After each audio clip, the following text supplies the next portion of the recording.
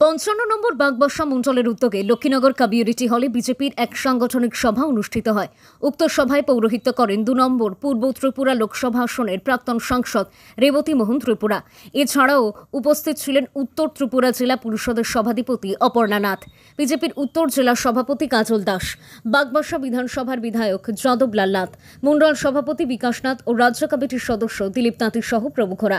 তাছাড়াও বাগবাসা বিধানসভার বিভিন্ন গ্রামের প্রধান, উপপ্রধান, প্রমুখ, শক্তি প্রমুখ ও বুথ সভাপতিগণ উপস্থিত ছিলেন।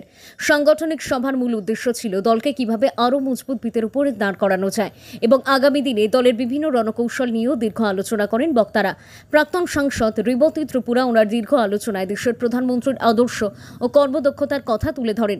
তিনি বলেন, বুথ পর্যায় থেকে শুরু করে মণ্ডল ও জেলা স্তর পর্যন্ত দলকে শক্তিশালী করতে দলের প্রতিটা কার্যকর্তাকে সক্রিয়ভাবে কাজ করতে হবে। এছাড়া বিধায়ক যাদব লাল বলেন, আগামী দিনে তিনি উন্নয়নের খতিয়ান ও রিপোর্ট কার্ড নিয়ে বিশাল সমাবেশ করবেন মণ্ডল এলাকায়। এক কথায় ২০২৮ সালের রাজ্য বিধানসভা নির্বাচনকে পাকের চোখ করে বিজেপির এই সাংগঠনিক সভা অনুষ্ঠিত হয়। সর্বশেষে রাজ্য বিজেপির দ্বিতীয়বারের ২ বছর পূর্তি উপলক্ষে উন্নয়নের রিপোর্ট কার্ড বিতরণ করা হয়। ব্যুরো রিপোর্ট, নিউজ অবিকল। কারণ সংগঠন যদি শক্তিশালী হয় তবেই এই মণ্ডল শক্তিশালী হবে। তার জন্যই আমরা সাংগঠনিক সভার আয়োজন করেছি।